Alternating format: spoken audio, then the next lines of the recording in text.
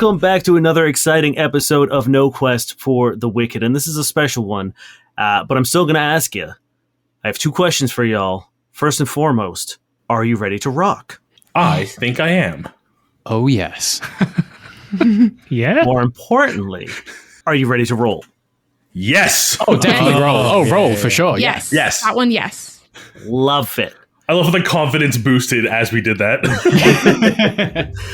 You guys are on Therum. It is a beautiful day on the capital planet of the Casamal system. The glistening white buildings and the sound of the cerulean sea lapping at the edges of the port and the gentle hum of the bustling city provide the perfect backdrop to a day that you will surely remember for the rest of your lives.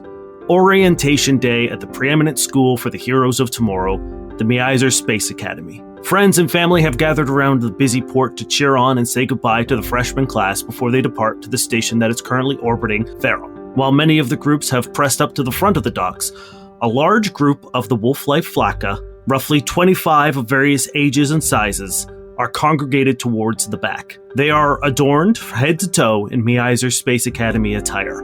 Sweatshirts, fanny packs, big foam fingers, hats. All of them have surrounded a smaller, younger, thinner Vlaka, and they are all either chattering at him or each other, or just to no one in particular. Jason, would you like to introduce yourself and introduce us to your character? Yeah, my name's Jason. You'd rather talk about your character. This energy is going to be, if you don't know me, this is the energy here.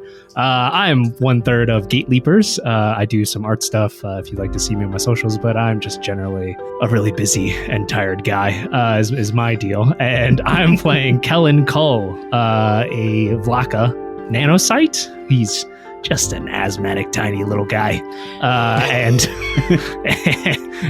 and everything just hurts and burns all the time due to the nanites, but also a little bit of puberty. He's come to this academy based on like affirmative action. Just he barely made the grades, but we're here, aren't we? And I'm going to be the pride and joy of my family, or so they keep telling me.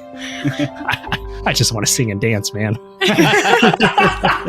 A older Flakka, your father, he's heavy set, wearing a dark gray Miser sweatshirt that has already somehow managed to get a mustard stain on it, puts his big, scraggly paw on your shoulder and kneels down so that he is face to face with you, and he pops the last remaining little bit of his hot dog into his mouth, and swallows it with a big gulp and says, "Son, we know you're nervous about your big day, but I want to remind you that we love you and we believe in you. Even though this will be the first time you're away from the pack, you will always have our strength. But don't let that deter you from finding your own pack. This is the opportunity to find the companions that will shape you as not only a man, but as a Vlaka. And remember, as the first of our pack to attend higher education, the hopes and the dreams of each of us ride on your shoulders. Every failure will be a stain on our lives that will become the legacy of our pack that we will pass down to our young forever. Good luck." And he turns you around with a quick spin and shoves you into the crowd. Oh, God. No pressure. So much. No!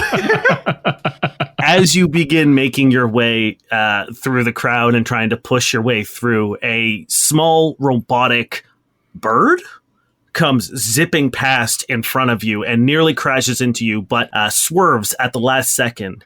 And we follow it through the crowd, whipping through legs and underneath and hopping over tails. And it crashes into the large white leg of a pure white uplifted bear. And this massive scarred paw reaches down, picks it up, and examines it. And then hands it down to you, Ty. Please introduce yourself, Drew. Hi, I'm Drew. I am half of the Carrying Wayward podcast. I'm a voice actor, a podcaster, and now a designer. That's a whole new adventure I'm going on. And today I will be playing the character Ty, who goes by the they, them pronouns. Ty is a trineer. They are a small robotic bird-like species, as you mentioned. The basically robot penguin. And Ty is a mechanic who will be going to school here, thanks to, I'm guessing, the large white leg I ran into being of Patience, who is sponsoring me on this journey because they believe in me. Yes. However, the thing that crashed into Patience is actually your drone. Do you want to introduce your drone? That would be as a mechanic, I have a drone that is my assistant both in my day-to-day and in combat. And the two of us are working together because I've never really been good at making friends, so I literally made a friend. Fantastic. God, I respect that. If you can't make friends, make friends. Slogan didn't work on the shirts, plus shirts don't fit on drones. Yes, Patience hands your drone over to you and has a beaming grin as he looks down at you and says, "Your prowess with technology never ceases to amaze me, Ty. I know that my nomination for you at the Academy is well placed. You will do great things and bring great honor to the people of Kaya." And he, with a labored grunt, uses his cane to lower himself down to you and says, "Remember, the roots of Kaya do not need to find purchase exclusively in the soils of the gift. They can be planted anywhere that fertile ground is found. Use your time at the Academy to plant your own roots. Nurture and care for the seeds of friendship that you sow. Weather the storms of hardship and harvest that which serves you and prune that which doesn't. Though you are no longer basking in the sun of Goa, I know you will flourish in your own light." And he puts a big paw at the back of your head and gives you a press, forehead to forehead. Aw, thank you. I'm not a plant, so I think you're being metaphorical, but I appreciate it. Thank you. He smiles and turns you to the crowd and he says, "Go and do well," as he gives you a gentle nudge into the crowd. And as you are making your way through the crowd up to the front where the transports are, you are almost run over by a man carrying too many suitcases. He's got a bag draped over his shoulder, and he's following a man older man in a suit, a Lashunta man, with a younger Lashunta man trailing behind him. The older one is on a comm, just sort of rambling and yelling in various different languages, and the younger one is trailing behind. And as Patience stands up, he knocks over the luggage, apologizes, and helps pick them up. As this man scoops up this luggage and chases after him and yells, "Young Master Hute, wait! And Matt, please introduce yourself." Yes, hi, I am Matt, games master and high-functioning psychopath of the Gateleapers podcast. And today I will be playing Hute Snorkington, or Snorky, as his friends call him. He is a Lashunta envoy who very much sees himself on the captain's path of this journey and sees himself as a future space captain. He's looking to make connections, make friends, but so that they can be his crew.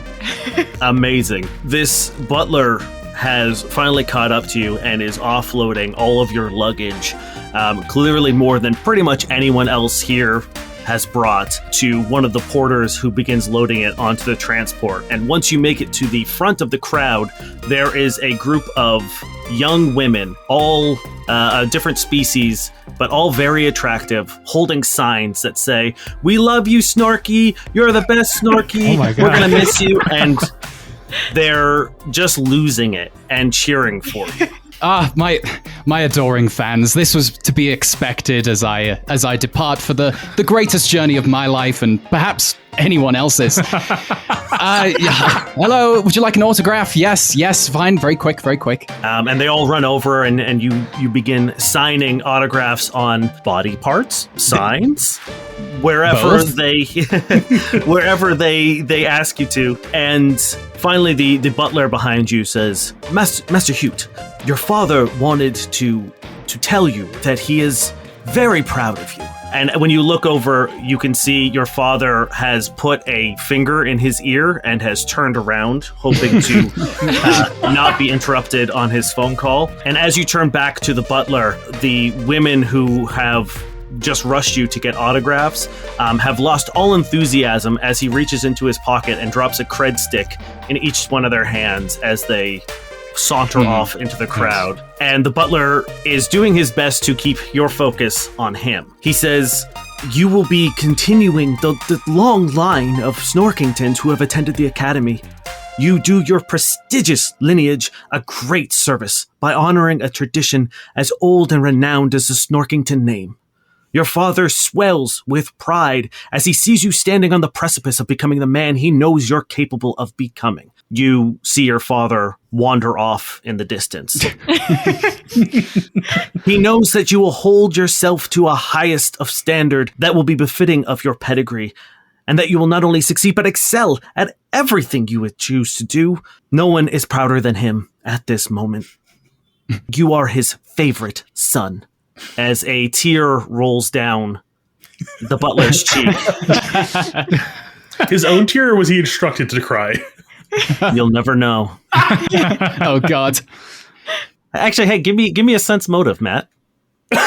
Sense motive. Okay. Ooh. Is that just a D20? That's a D20, yep, plus whatever your sense motive skill is. That is going to be as strong as the first roll of the game, a strong 8. Virile. You believe that this butler is crying through your father's eyes. You believe that tear is one I of love the you, same. butler father. This means the world to me. Your words are important, and I know that they come straight from my own father's lips. I know this in my heart and spirit. As your father disappears into the crowd and is pushing his way sort of so that he doesn't have to go back through it, he's going across the front of the line. Audra, please describe your character as you are waiting patiently front and center. My name is Audra. I am 1/3 of the Gate Leapers podcast as well. And my character is Olive, the Raxolite biohacker. She's very small, and technically Raxolites do get, become an adult at about age 1. They're little bloom creatures, flowers, and a bloom on top of their head. She's a little bit of a late bloomer. She is about 5. So normally everybody else would have gotten to this point way earlier. So she's pretty old for her people, but a child to the rest of the world. So she is a bit of an enigma. No, she's not. She's a child who thinks that she's very, very smart. Who came to see you off, if anyone? I think probably just a pair of fairly exasperated parents who are literally, it took 4 extra years to get you out of our house. You were capable. Oh. You were capable 3 years ago. But it took us this long. They are currently on their communication device with... Do you have siblings? I think so. I think I have probably a bunch of older siblings. They're on FaceTime with your older siblings who are doing things that you should probably be doing right now. And you can see that it's kind of like a 3-way split, and one of them is currently doing a surgery. The other one is currently overseeing the construction of a experimental spaceship, and then the other one is what looks to be at the top of some sort of snow-crested mountain, leading a group of explorers. God, they're so proud of me. I thought my character had a lot of pressure. That's tough. And your mother is looking at the screen and is like, Yes, we're here with Olive. And she shoots a glance over to you and says, "Posture, Olive," and gives you a tap with one of her little tendrils to stand up straighter, and goes, "I see you're doing a triple bypass. Fantastic. You're doing a great job. I wonder when Olive will do something like that." And says, "Chin up, Olive." And once again, a little tendril goes and puts your chin up. I'm not crying. It's fine. No, that's out of me by now. As you hear the horn of the front transport, there are 4 lined up, ready to start taking in the freshman class. Your parents sigh with exasperation and end the call with your siblings and give you a very two pats on the shoulder kind of hug, and take a step back as the officials for the school come out and begin bringing people on.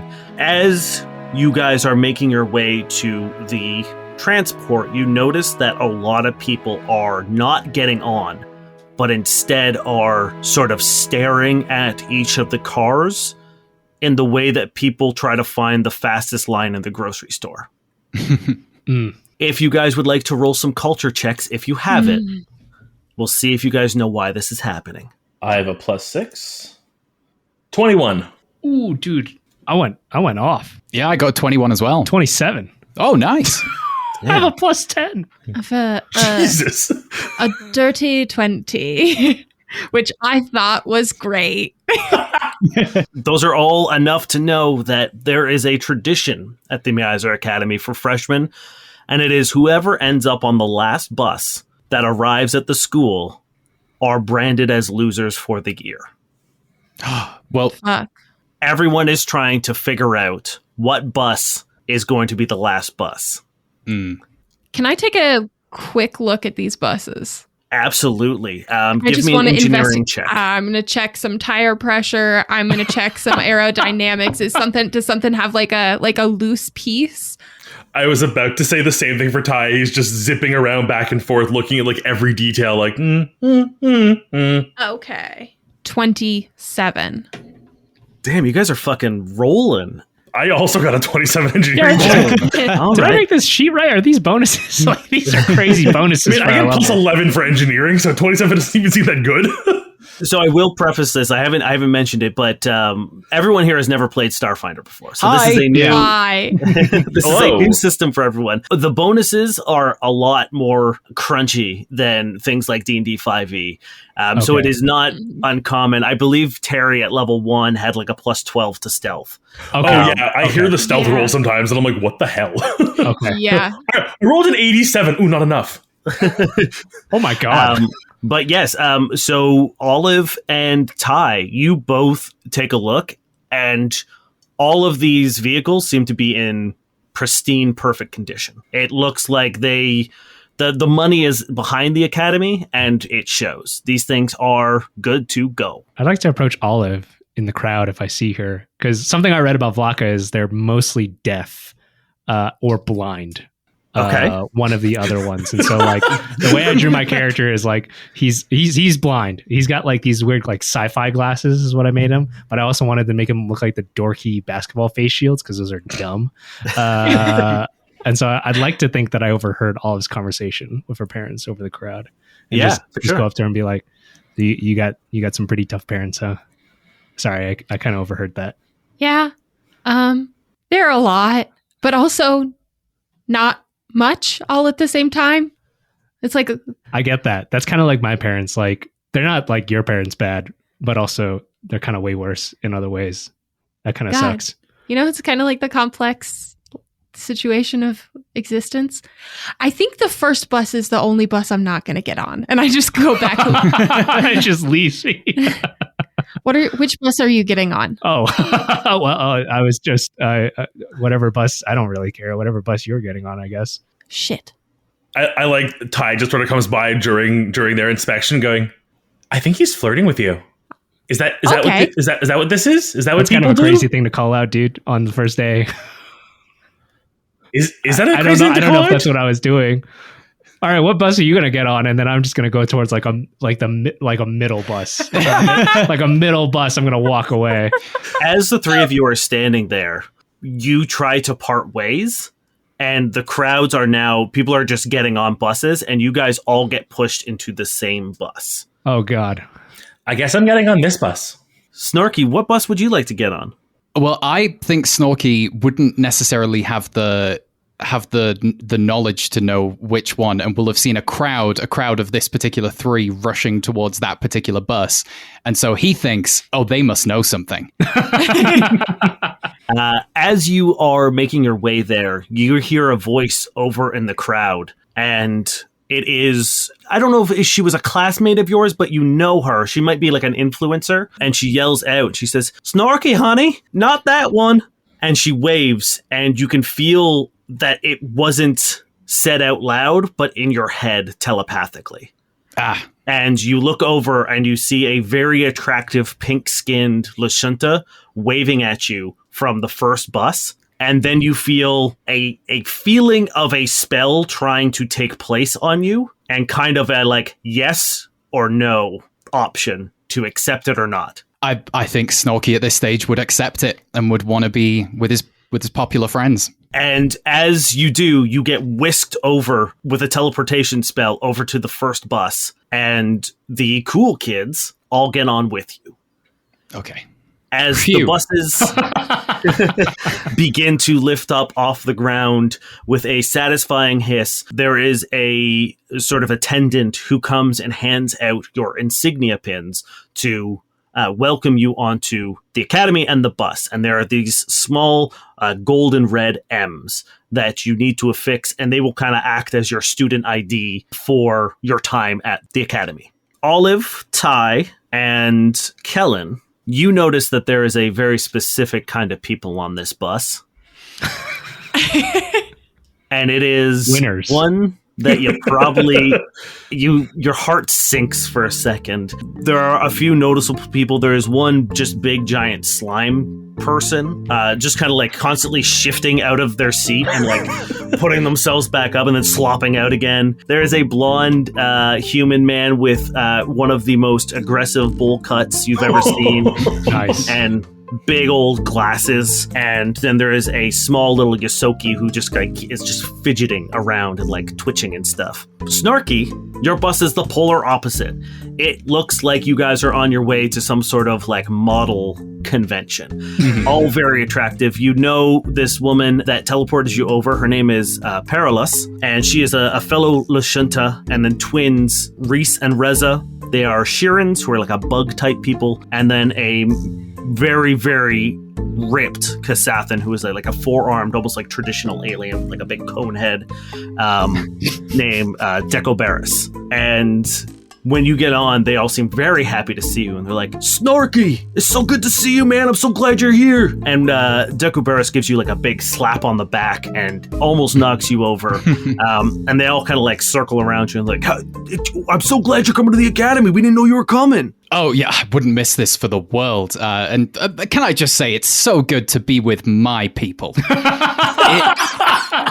It is just, it's wonderful. This feels great. I'm sensing a great energy on this bus. We're going places, guys. Oh, yeah, hell yeah, man. Do you know what outfit you're going to be in? And outfits are sort of like the houses, if we're thinking Hogwarts. There are 4 different outfits at the academy. And you, the Snorkingtons, are famously in the Valor outfit. Well, of course, it's got to be my family's lineage. I will be in the Valor outfit. I assure you I will be. No doubt, because I also assured that I'm going to be in the Valor outfit. And they all seem to like give a knowing nod, as you can tell that they have all bribed their way into the outfit. On transport number 4, with the rest of the 3. The plebes. The human leans over the seat over to you, and the 3 of you, and are just like, "What's up, guys? What outfit are you going to be trying to go to?" So there's Valor, there's Insight, there's Loyalty, and there's Ambition. I have not decided yet. There's a few different options that work for me, but really, whatever makes everybody happy. Can I get this is a no, it's not a dumb question. I'm not going to downgrade myself like that. What is the number 2 house? Like Valor is like clearly what's a Slytherin? The legacy. Ambition, no. I mean, yeah. I mean, yes, they are directly ripped off from the Hogwarts houses. So Insight is like your Ravenclaw. Gotcha. Loyalty is your guys, Hufflepuff. we're going to be Loyalty. That's the Hufflepuff stuff. And Ambition is definitely Slytherin. My parents probably want me to be in Valor House, but I'll be honest with you, it's probably going to be Loyalty House. Kind of a dog thing. It's kind of a I don't have a parent, but they're going to want me to be whatever makes everyone happy, because I said I would. This kid's definitely loyalty house. That's loyalty energy. Okay. That felt like there was a bit of Drew in there. I'm feeling called out in more ways than I understand. As you guys everyone's kind of like talking about what outfit they're hoping to get put in. And suddenly, bus number 4, which is the nerds, you hear a and the bus begins sputtering. I'm about 90% sure it should not be making that noise. Yeah. At the same time, on transport number 1, a human woman gets up and you can tell that she's very nervous and she's freaking out. And she's like, I'm getting off this bus. You could stay on here and stay if you want, but I'm getting off because that motherfucker back there is not real. And she's pointing to a reference. A person who's just sitting in the back, and it's just like a big Vesk who just kind of like looks around uncomfortably. But you can tell that your bus is also slowing down as the driver is. You hear from the driver's seat being like, "Okay, ma'am, calm down. We'll just pull over here. We'll see what's happening." How would you guys like to fix these problems? I'm going to start with bus number 1. So Snorky. Yes. Well, Snorky's gonna do what he does best and use his language, use his voice to try and calm and steady the situation. He's going to stand up much in the same way the human woman did and kind of address the bus and maybe even like stand in front of the bus driver as the bus driver is trying to calm everyone. Someone stands up and just says, I think she's just on drugs. And you look at her and she's got like these huge eyes and she just keeps being like, he's not real and we're all going to die. Oh, I see. Okay, yes. So, okay, calm down. Right, you've had too much of the good stuff too early. This is for the recreational times only. This is not for any official school times. Already in my mind, decided that you will not be a member of my crew. Calm down. Is there any kind of like just shaking is there on any his shoulders. envoy?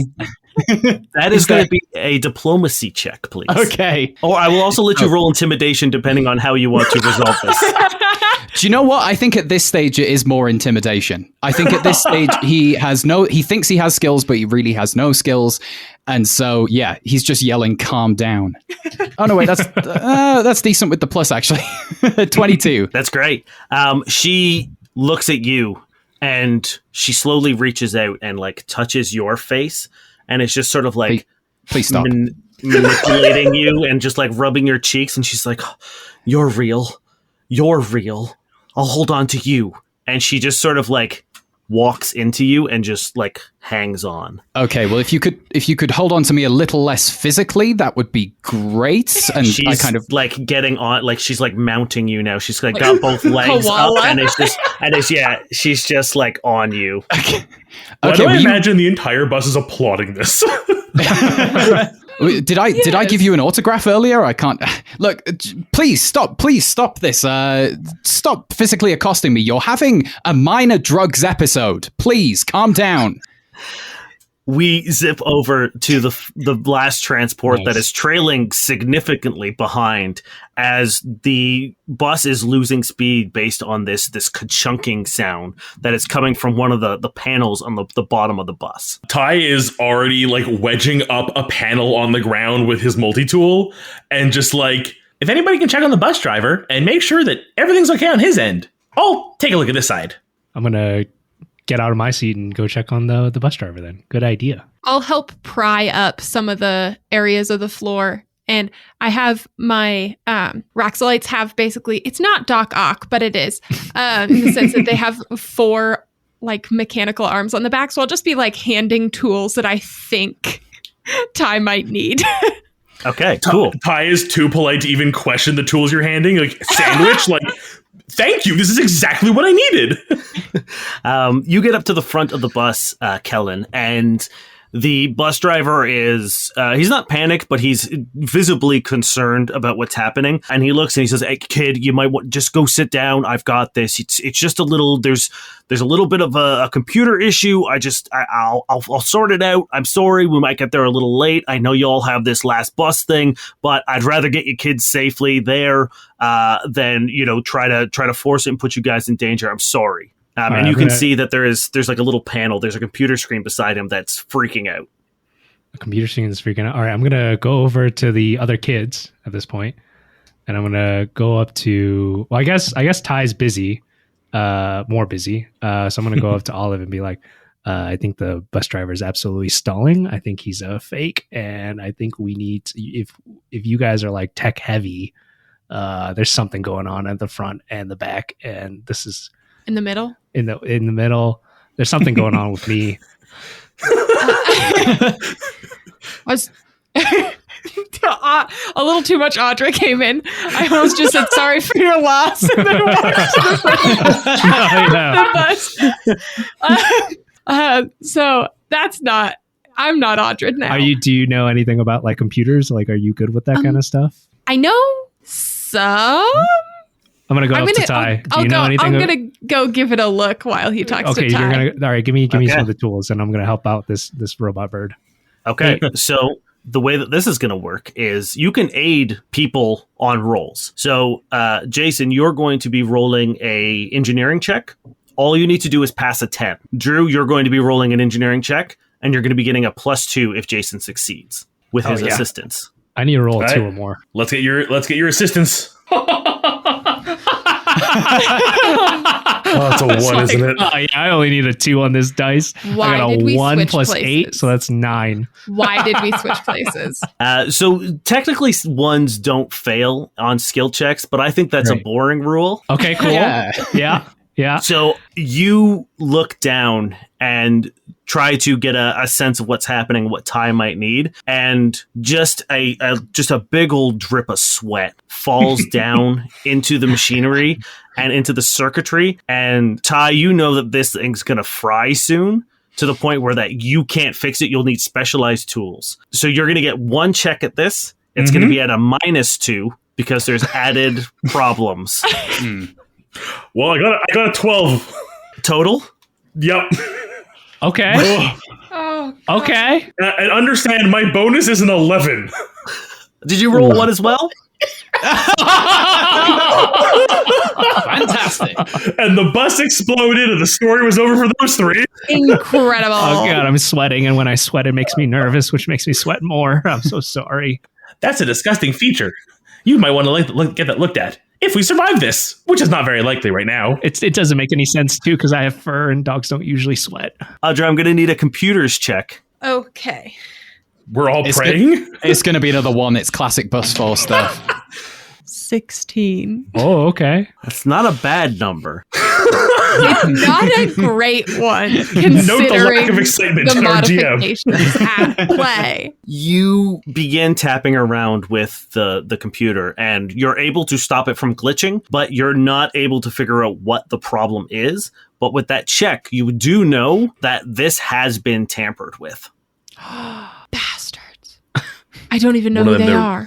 Probably some rich kid. Now that you're at the front and you're looking out the windshield, and you just see those other 3 buses are miles ahead. They are Gone. so far ahead now. Matt, Yes. you guys are still in the front of the pack, but suddenly another bus begins passing you, and then the second bus passes you, and you drift into third, and all of a sudden you notice that you're also trailing, and there's concern amongst your very popular friends, and there's whispers, there's like sideways glances. Perilous begins gathering you guys around, and she pulls you over and she says, I don't know what's happening, but this ain't the plan. I paid to fuck up the last bus to make sure that we would be good, and it may look like someone has fucked up our bus as well. We need to get off this, and we need to get off quick. So we are going to teleport to any other bus but this one. Good thinking. And she puts her hands on you, Snorky, and she says, we're going to number 2. We're sending you first. You're the most charismatic of the lot. You're going to tell everyone to get the back of the bus so that there's room for the rest of us to teleport in. And she puts her hand on you, and once again, you feel that like yes or no option to teleport. Yes. You flicker and flash. You are standing in one of the other buses, and you see a Vlaka looking over a smoking hole, and there is a small little flower girl tapping away on a screen, and then there's a poof, and a small explosion erupts out of the floor of the bus, and when you finally figure out what's happened, you look and you see the 3 cool kids pointing at you and laughing. Hey, what's up, man? Where'd you come from? You just like showed up. Yeah, that's true. Is the magical man here to save us? I just bombarded by a mistake. I think a mistake has been made. There has been some kind of mistake. Our bus is Yes, moving. the engine's exploding. That's a mistake. Yeah, what my friend said. Oh, this isn't bus 2. This is not bus 2. I think it said bus number 2, as in, but it was like there was like a brown doo-doo written on the. This is bus 4. Sup? Well, My name's Kellen. yes. I put out my paw. I'd rather not touch that if it's all the same. But hello, it's good to meet you. What seems to be the problem here? Somebody messed with the computer systems, and that's what we know. And now the engine wants to blow up and kill us. Yeah, I sweated in it. Well, it okay. The openness with which you admit that. Well, I suppose I don't mind saying this, seeing as how they just teleported me to the reject bus. But I believe it was the handiwork of my former friends. They may have sabotaged your bus. Dude, that's brutal. Do you know what they messed up? Can you fix it? Are you like the guy? Well, of course I'm the guy. I'm just not sure. I'm not sure I'm the guy for this situation. I mean, you look like you've got it under control, right? We're going to be fine. Not me. On cue, more sparks. Yeah. You take a look at the hole that Ty is currently in and working in, and it's bad. It's not good. And the bus driver turns around and just says, "Kids, I'm real sorry, but we're going to have to wait for a tow." And you wait about an hour, which is roughly the time it takes to get to the academy. So you are absolutely the last group to arrive. And when you finally pull into the port, the doors open for your transport, and pretty much all of the freshmen, plus a few of the other cadets, are laughing at you, and a chant of "Losers! Losers! Losers!" And then a big old slushie comes flying out and slams right into Kellen's chest. Oh God, that hurts. Oh so no, much. my only Just friend, liquids. Kellen. Oh God. I'm sorry, are they saying lasers because we're good at shooting? I'm unfamiliar with this response from a crowd. Listen, I'll be honest, dude, and I'm gonna assume that we like exchanged pleasantries during the ride over because it took an hour. I'm gonna be honest with you, dude. A slushie is about like 90% liquid, and that really hurt. I don't think we're the lasers at all. Oh, I'm pretty sure we're the losers. A like weird creature that is pretty much just like a brain with a rock bottom slides over to you on like a hoverboard, looks at the 3 of you or the 4 of you and goes, "Nerds," and then skates away. Can I try to kick his fucking hoverboard? I would love you. Owned. Give me either I will take a melee attack roll or an athletics check to do this. I like the attack roll a little better. It's a shit hot 14. Is this an attack roll? Yeah. 14 does hit this dude's skateboard. So you and it goes sort of like skidding across, like spinning out of the way, and the brain falls over onto the ground, and everyone just goes, "Did they just kick the brain?" Yeah, honestly, it's a rock. It doesn't have limbs, right? It's just a rock with a brain. Yeah.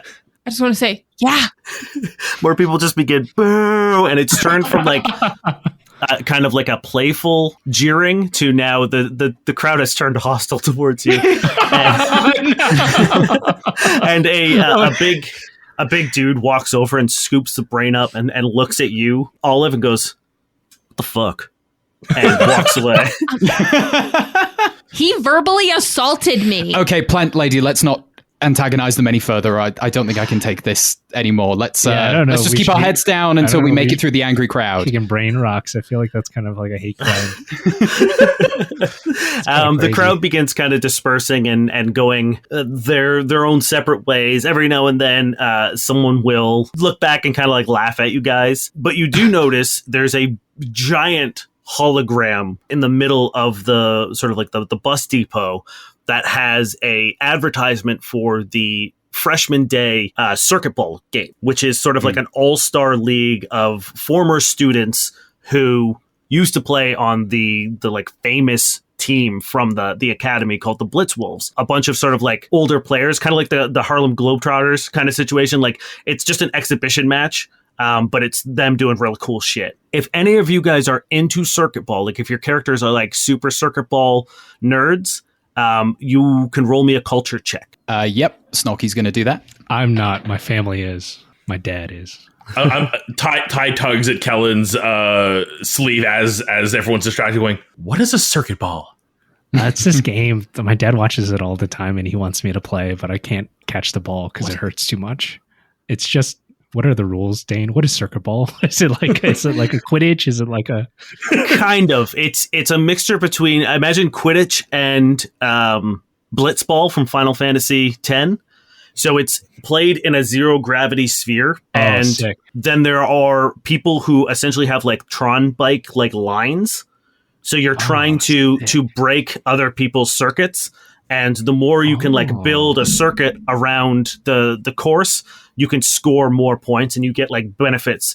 And then there are other people who are trying to break your circuits.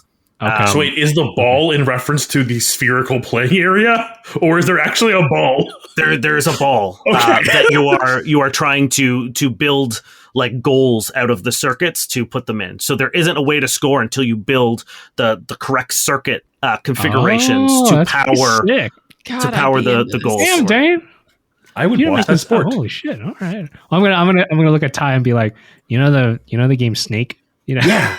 You know the game. You know balls. It's like Snake. I am and aware of balls. together. Yeah, it's like if you put Snake and balls together. This is a kind of cool. terrible description of the beautiful game. Ball snake. Defines our culture. All right, well, why don't you sign up? You're such a blitz ball. Well, of course I will be. I got a 20 on my culture check.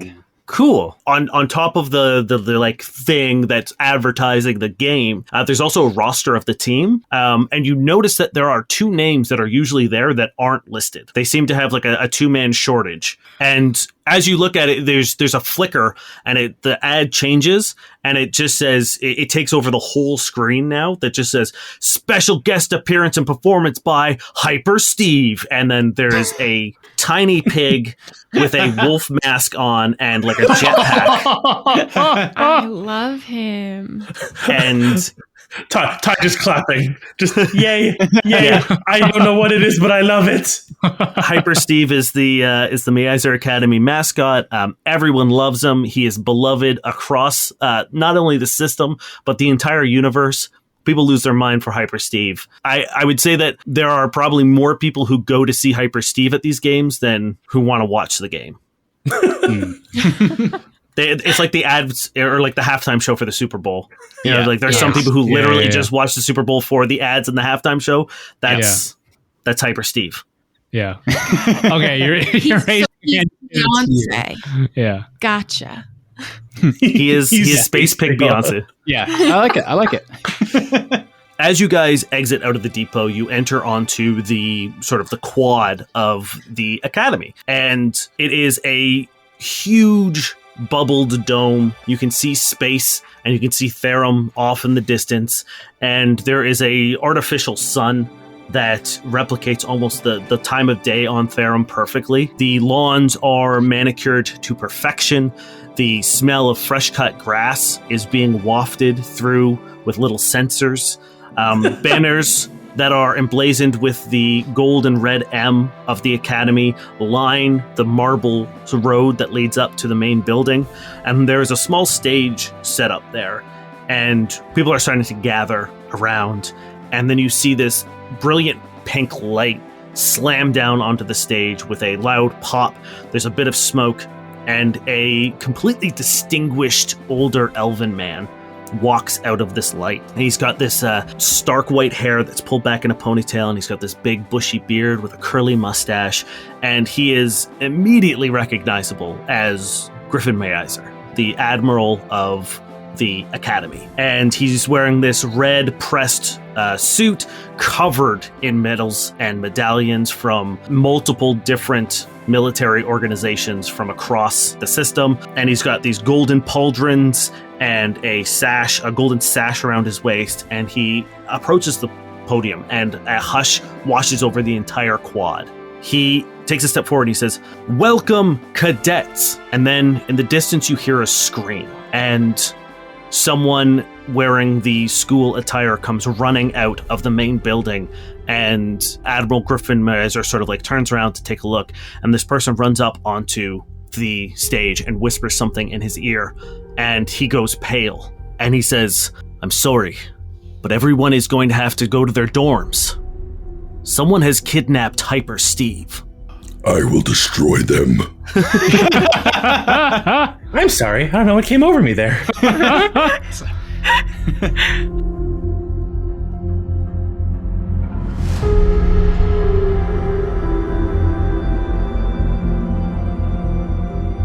Imagine Victorian-era London with mysterious hunters and even more mysterious threats. No, I'm not describing every piece of media that I want to watch. I'm talking about The Between, a new game from the creators of Brindlewood Bay. The Between is a role-playing game that pits mysterious hunters against monstrous threats that need to be neutralized. Operating out of the Hargrave House, they have to handle the threats that are facing the city, ones that the Scotland Yard won't or can't handle themselves. Inspired by the TV show Penny Dreadful, British horror classics, and graphic novels like From Hell and The League of Extraordinary Gentlemen, The Between throws you into the rain-soaked, gritty streets of Victorian-era London and throws you right into all the monster hunting action. They currently have a campaign active on Packer Kit in order to create both The Between, which is the core rule book with all the rules you need to get going, including enough characters and scenarios to run a full season of the game, as well as The Shadow Society, an expansion book with a bunch of materials covering the London setting. And finally, Sons of Another World, which includes 3 brand new settings: Ghosts of El Paso, Unsinkable, and Court of Wolves, taking the action out of London and into new, exciting, and exotic locales. If you're looking for a new game to spice up your RPG nights with your friends, The Between just might be what you're looking for. Head on over to the backer kit linked in our episode description to support The Between, and back early to get access to a limited reward, the glow-in-the-dark Mastermind dice. Once again, check out the backer kit in our episode description to learn more about The Between, Shadow Society, and Sons of Another World, and back early in order to get your hands on those exclusive, limited edition Mastermind dice. My name is Johnny, and I'm the host, executive producer, and Prince of Lies for the Monsters Playbook. What's the Monsters Playbook? It's an actual play Monster of the Week podcast set in my hometown of Minneapolis, Minnesota, where no monster can hurt you as badly as you can hurt yourself. It's a character-focused adventure where you'll meet Kira Ashwood, a journalist with a cult past she's desperate to atone for, and a secret power hidden even from herself. Casey Davis, a taciturn secret agent becoming disillusioned with the agency she thought she could trust. Theo Nessos, a professional sorceress trying to escape the shadow of her powerful magical family. And Mark Clayton, a pretty haunted introvert who just wants to make sense of his powers and all the weird things that keep happening to him.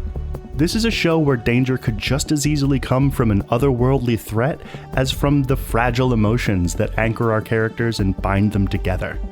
If you like Buffy the Vampire Slayer, The Dresden Files, or any city-set supernatural story with monstrous threats and messy feelings, check out the Monsters Playbook.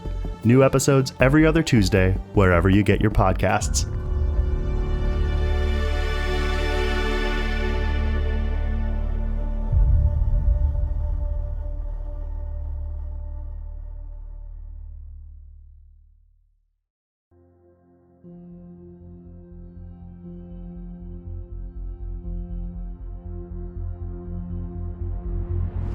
You guys have been forced into sort of like almost like a holding area for a lot of the people who haven't been given dorms yet. It's kind of like a common area that is neutral, isn't one of the outfits.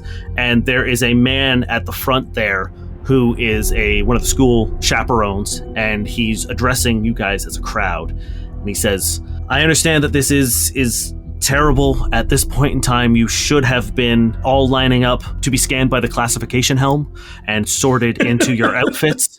But we're going to have to pause this for a moment, as there is a very, very serious matter of trying to locate our beloved Hyper Steve. So we're going to ask you to stay here and just relax. We will find him, and when we do, we will return to orientation day. Could you just first, very quick, could you sort out a room, a dorm for a Snorkington? I understand Hyper Steve is very important and crucial to this, but as is my comfort.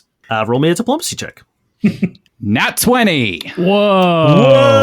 What? So that's going to be a 35. Damn. He looks at you, and you can tell you could see no forming in his face before he got a chance to say anything. And when you say Snorkington, he goes a bit pale, and he fidgets a little bit, and he just says, your father is a very, very generous contributor to our alumni funds. Yes. So I suppose that I guess we could arrange for a slightly more private accommodations for you and your friends. Yes, this sounds absolutely... Sorry, friends? And then Yes, we are his friends. And Ty, with his tiny little flaps, barely getting around all three of you, and sort of squeezes you all together. Friends! Okay, well, if this is what it takes for me to get into some private accommodation, then sure, yes, friends, yes. Yes. We're friends, Hute? I guess we are, yes, we're friends. We're good friends. We go way back. All the way back to the bus. The bus that nearly killed us. Everyone roll me sense motive checks. 5. 20. Ty, the most oblivious right now. Just, I have friends. Nothing else matters. I got a 22. 17. Okay, Snorky and Kellen, you notice when Ty mentions that the bus almost killed you guys, the chaperone gets even more uncomfortable and even more nervous. Like that was something he did not like to hear, and you could see like another weight sort of metaphorically be placed on his shoulders. A Snorkington was almost murdered under his care. You guys are led down by the chaperone to a little room off to the side, and it's not a dorm room, but it looks more like a meeting room. And when he opens it, you can see that a few more people have been put in here, and one of them is the nerdy human with the bowl cut and the glasses. And he's just sitting at a table, like playing on a data pad. And he looks up at you guys. He goes, "Oh, so your guy's father's rich too, huh?" Oh, yes. You're having way too much fun right now. Well, we're here with Hute. That's all that's going on. What are you playing? He looks and he's like, "I'm not playing anything. I'm making." And he turns around and it looks like he's like designing something. He's like got like a bunch of programming stuff happening. And he's like, "I'm going to be the head of the AV division. I'm going to be running the show pretty much tonight to broadcast the circuit ball game. No big deal." And he like pushes his glasses up. I mean, that's pretty cool, man. I just don't really know if there's going to be a game right now. Like, have you heard what's going on? Can't have a game without Hyper Steve. I mean, the whole Hyper Steve thing is pretty much pointless. They'll find him. It's probably just a weird freshman prank of someone taking him. Whatever. But I will say... Motive on that, Dane? Yeah, absolutely. Casual? Yeah. 19. He doesn't seem malicious. It seems like he like actually believes that like this is just a thing that's happening, and it's probably fine. Okay. All right. Well, I mean, I guess I hope that your show goes well. I'm not rich. I'm here with Hute. Do you know Hute? Do like rich people with rich dads know each other? That's Hute. That's my friend Hute. And I point at Hute. Just drive home the point. He looks over and he's like, "I mean, I don't know him, but I know Snorkingtons. Also, I don't know if you know this yet, but they are calling you Dorkington." I'm sorry. What? Yeah. They're calling you Dorkington. It's a play on your name and the word dork, I believe. Dude, that's brutal. Oh, okay. I didn't need it explaining, but thank you so much. Oh, you're welcome. Okay. Well, I need to pretty much rethink my entire lifestyle, and That's okay, Hugh. We can work it out together. Hute's both happy that he is in this more private space, and also freaking out that his social credit is being eroded second by second. Yeah, I'm gonna put my arm around you and be like, it's all right, Hugh. It's fine. We'll just work it out together. Yeah. We'll All of destroy us. them. Yeah, Olive. Okay. You, me, Olive, and Ty. Yeah, that's sort of like a crew of sorts, isn't it? We're sort of like a crew, aren't we? Yeah, I like how your voice is getting more excited about this idea. I'm pretty on board too. Yeah. I like being part of a crew. Okay. The nerdy guy on the computer looks over and he goes, well, my name's Welkin. I'd love to be, on a crew. Dude. I'm sure you're going to find a crew. I think I've just made her mean. Yeah. I kind of love that, though. Yeah. Welkin, I don't appreciate you passing on the Dorkington, so I'm going to turn to my new friends here and just say, can any of you do that sort of nerd shit that he's doing on his tablet there? Are any of you capable of doing that? I'll be honest. I'm nerdy. Yeah. Not the same nerd shit. Not the same nerd shit. I cannot. But some nerd shit? Some. Okay. Yes. Well, we won't be needing you. I've already forgotten your name. I think it was Prince Adam. He stands up and he pushes his glasses up again and he says, well, I guess you don't want to be cool then, because I know a surefire way to get out of the dork hole. No. You do. He looks at you and he says, oh, you might think that I'm a dork, but I just am very secure in myself and I don't have the fragile egos that need constant validation from the societal pressures of young teenage camaraderie. So I'm perfectly fine. I don't know what this guy's talking about. I'll be honest. The guy who mostly smokes and shakes. This guy's a dork. Ty just takes his head and goes, it's good that you've learned to feel that way. And he turns around and he just says, I'm just saying that whoever found Hyper Steve would be pretty popular. That's a good point, actually. He has a good point, but can you find Hyper Steve? I hate that you're right. Are you just saying stuff, or can you find Hyper Steve? He reaches into his pocket and pulls out a small little key card and he says, again, I don't care if I'm cool or not, but I do want to be part of a crew. And he holds this key card back and forth. Okay. I've seen these kind of negotiation tactics before. I think I know what's going on here. It's just like Guy Gardner being our crew. Well, you could be like a... Can he be an intern? Like sometimes, you could sit at our table sometimes, just like... That sounds like a great idea. It just so happens that we're looking for an intern for our crew.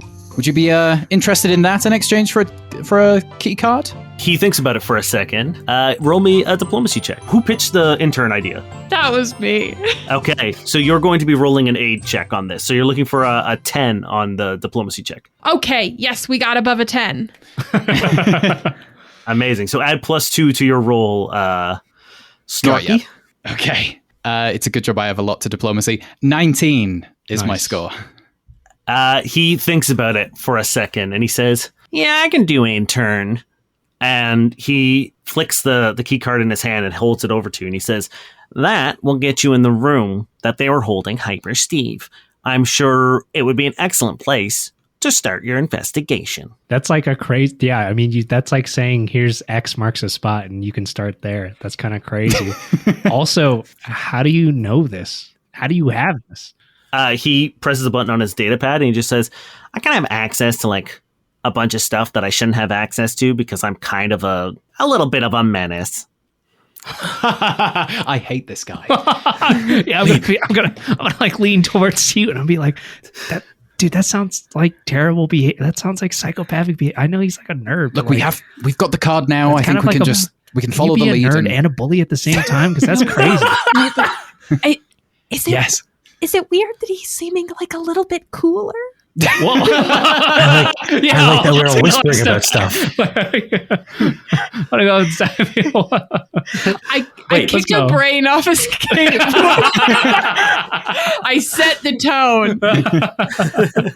Wait, do you have camera access? No, unfortunately, that is a little bit beyond my capability. For now, I just haven't had access to the campus. Once I get to, wander around a little bit, I'll be able to jack into the camera's feed. But unfortunately, first day here, I'm going to go up to Ty and be like, he sounds way too bummed out about that. Like, who gets so bummed out about not having access to the camera? That's kind of crazy. I think he's one of those perverts. Oh, God. Set that perfectly normal volume that he totally, not even pretending to hide it. He looks you dead in the eye, Ty, and winks. Oh, Jesus. I feel horribly uncomfortable. Yeah, thanks, Vulcan. That's pretty sick. We're going to go find Hypersteve now. Just keep looking on your data pad. You be our man in the chair, all right? His eyes light up and he goes and runs over to like the one wheelie chair in the room and he like jumps into it and like slides across the room and does like a little spin and like starts setting up a bunch of other like electronic gear. Okay, right, dude. Yeah, we're gonna walk over decide here. if that was cool or nerdy, guys. I don't know about that. Like I was kind of for it at first. I don't know about this anymore. I'm kind of with you. This guy's kind of. Yes, I don't know about this. You stay here in the head intern room, and we'll go off and find Hypersteve. It's not even like a nerd thing anymore. It just makes my I know I have nanites and it makes my skin crawl, but like that's an extra layer of skin crawl. Yeah. He pushes his glasses up again and says, "Aye, Captain." Well, I mean, I appreciate the status, but yeah. Let's roll out, gang. All right. This is a data card, but where does the data card lead to? Do we even know that? It's got a little like transponder on it, so anyone with a data pad can know where it's going. It is sort of like a stable room, green room kind of area that Hypersteve resides in. Okay, I'm hoping this room is like way too luxurious for this pig. like Donald Trump level of decor. There is no amount of luxury that is too much for Hypersteve. For Space Pig Beyonce. Yes. You know what's crazy is usually I would say that's cultural appropriation to wear a wolf mask like that, but he kind of pulls it off. Like I kind of love it. It's kind of crazy. Like pigs have always had it good, and wolves have always had a bad rep, But especially when it comes to pigs. Parable. Yeah, especially when it goes. Yeah, it's kind of. I don't know. Anyways, what's your house made of? My house? Caves. Mostly caves in the snow. His house is made of wolf bones. Not stable, but it sends a message. Okay. You guys arrive to the scene of the crime, which is strangely not covered in officials trying to actually investigate the crime. And I don't say that because it's suspicious. I say that because you're in a fantasy school where everything is responsible based on what the students do. And it is just the way that the academy works, where anytime there is any sort of crime or problem, it is pretty much up to the students to solve. Yeah. Nice. Basically the prisoner dilemma on a whole new level. And you use this little key card and the door slides open and you called it. This room is gorgeous. It's set up almost like a penthouse suite in a 5-star hotel. There's a little kitchenette. There's a small sort of like tech workshop. There's a computer system. There's a long like pigsty, but like it's like a velvet couch instead. There's a gilded trough that has a automatic feeder that is just constantly cycling in new food. But when you walk in, you notice the one thing I'm not going to make you roll because it's very obvious. There is a man on the ground not moving. Oh, shit. Oh. I'll run up to him and try to assess his medical status / return him to consciousness. Sure. Oh, she's going to touch the pig. No, but this one's I don't think this is a pig. It's a crazy looking pig. I look at Kellen. An incredibly Have you ever human seen looking a pig? Not really. I don't know. Huh. It's got a bare butt. I can't find what page tells me how to do my check. This is crazy luxurious. Like this is. You can just roll me a medicine check if you want. I was going to say finally an apartment with basic amenities. Yeah, this is probably like a bathroom for you, huh? Yikes. Okay. This thing is definitely like $4,000 a month. Again, a bad. So it's an apartment in Toronto. Got it. Yeah. Okay. So we're at 21 on a medicine check on this guy. Fantastic. You first recognize that he is definitely alive. Then you notice Love that it. he has a trauma at his temple. It seems like he was hit with something. And then after a little bit of time, you're able to rouse him back to consciousness. Everything else that you want to investigate in here, I'm going to need some perception checks, and I will tell you what you guys find, and then you can do things further with them depending on what you want to do. I will make a perception check. I'm not doing good at these. 17. Okay? I'll take one from everyone. Okay. That's a nat 20. That's my second one. You perceive the crap out of this room. Man. I'll do a basic booster to you, Jason. So +2. For me? Yes. Okay. Just because I got boosters. I got this. Did you say I have- perception? Yeah. Mine ends at profession. Unless it's not alphabetical and I'm dumb. Oh no, perception is there. It's not alphabetical. Yeah, for some reason, profession is like it's your bottom? profession, Oh, which yeah. is specific to your class. Okay. So it's at the bottom, and everything else is Oh, alphabetical. okay. It's very clear we're not professionals, so we won't be needing that. It's like, I don't know what you guys are talking about. I know English. am a This is- profession. yeah, I've got 12 plus I am a 13, which is profession. 25 plus 2, 27. Damn. Okay, what was your total? Fuck it, it's a net 20. You did it. Yay. Nice. Kellen and Hute, you guys begin scouring this place, and you see a lot. First, you find a pistol that is half underneath one of the counters, and it looks kind of fucked up. It looks like something has happened to it. You, Ty, you notice that the computer that's in the corner has been tampered with somehow. It's very clear that someone was doing something on this computer. Kellen and Hute, you also notice that there's a security camera. It's hidden, but you see it. It's up in the corner, and it seems to have a pretty good view of most of the room. There's the dude who is on the ground, and you know that there are a few people outside who probably saw something. Okay, Kellen, take some notes. We've got the camera in the corner. We need to follow up on that. You're my deputy, okay? Yes? Yeah. Okay, so the camera, we need to follow up on that. Footage could be very useful, and we could, honestly, if we can get hold of that, everything else is a write-off. Footage, got it. Is that what a write-off is? He's rich. He knows things. That's one. I've got one note. Yes, that's actually all I remember to Okay, have great. for you That's to write down. even Ty, better. I Ty, didn't have a data pad to even write this in. So I'm Someone just gonna definitely remember messed with that. this computer. Someone who is not good at covering their tracks has done something to this machine and not covered their tracks. There is Okay. another thing you notice. There's a vent on the wall that has been opened. Okay, Look, Oh. the vent. so I they could clearly fit in a vent. entered and or exited through the vent. That would make sense. One hole. One I feel like hole. I don't need a perception for this, but like, besides the vent, is the door the only official way in and out of this room? Yes. You know what's There's crazy? no Kool-Aid Man style hole in the wall from somebody getting it. Yeah. That's That that's would be really unofficial. easy. Is this guy that's near me, is he going to die without my... Is he awake? Yeah, he's slowly getting up. Yeah. He's not in any mortal danger. You've managed to sort of like treat the small wound he had in his head. He's probably gonna have a headache, maybe a concussion, but he will live. Okay. Do you want to keep the gun or should I keep the... Like, is it fucked up beyond use, the gun? You'll have to roll me an engineering check for that. Someone has to do an engineering check on the old gun to see what's up with that. Ooh, let me see that thing. Okay. 24. Nice. Cool. Yes, this gun is broken, but it's a good thing you rolled it because you are from Goa and you are pretty familiar with the effects of like hostile radiation. And it looks like whatever's caused this explosion has to do with a reaction to a strong radiated source.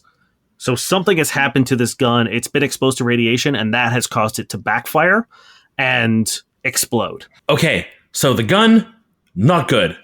Even worse, radiation. Question for you. Do pigs emit radiation? I thought this guy was a pig, so I'm not the guy to ask at all. difficult one. I'm gonna say yes. Okay, so Yeah. it might be due to the pig. Yeah. Yeah, that sounds So right. this might mean nothing then if pigs are radioactive in this world. No, don't trust me on that. I didn't study pigs. Give me the gun. Give me the gun. I'm gonna wave it at this guy's head. Hey, you, wake up! What happened here? Yes. He looks at you and he goes, "Oh man, not again. Not again. Look, man, the pig's gone. Someone already took him. I got nothing." And I'm gonna put my little like arms on the side of his face. Who took the pig? I don't know, man. Look me in the eyes. They just kind of burst in out of nowhere. One of them was fucking around on the computer. The other guy waving a gun in my face saying if I don't give him Hyper Steve, he's going to kill me and my family. I don't know. Wait, why were you in here? I'm Hyper Steve's handler. Oh. But you're not Hyper Steve. You're not Hyper Steve. You know Hyper Steve is a pig, right? Kellen, this isn't a pig. This is not a pig. You're not a pig. You're not Hyper Steve. I don't know you from Hyper. Please forgive my crew members. They are learning and eager. Wait. How did they leave? Did you see how they left? How did they get messed up? Wait, me? I mean, so he tried... No, we know how you got messed up. Listen, that's obvious. Yeah, they tried to shoot me. That gun fucking exploded. They freaked out and ran with the pig. Okay. Ran with the pig. They tried to kill you. That you believe they were going to take your life with this gun. Yeah, I mean, the like little one kept being like, don't hurt anyone. The big one was like, I'm not going to hurt anyone. And the second I gave him the Steve, he did pull the trigger. Thankfully, that gun's a piece of shit and went boom. Otherwise, I'd be dead. So instead, Boom he just incorrectly. Yes, it boomed the wrong way. No, thank goodness for cheap and shoddy manufacturing that my family profits from. Write that down. Write down big one, small one. Big one, small one. Yes, thank you, Deputy. I thought you were telling him to write down your family profits off bad weaponry. That's important just too. So you know why I'm rich. Write it down. Family profits, big one, small one. Can I go take a... I'm going to go take a look. I'll set him down gently. I was holding on to his face. I'll release him gently. And then I'm going to go take a look at the vent. I am fairly small. So I want to see, like, what is the sizing of this vent? Is this a pig-sized vent? Kellen, what is your perception bonus? Not profession. Hold on. No, higher up. Hold on.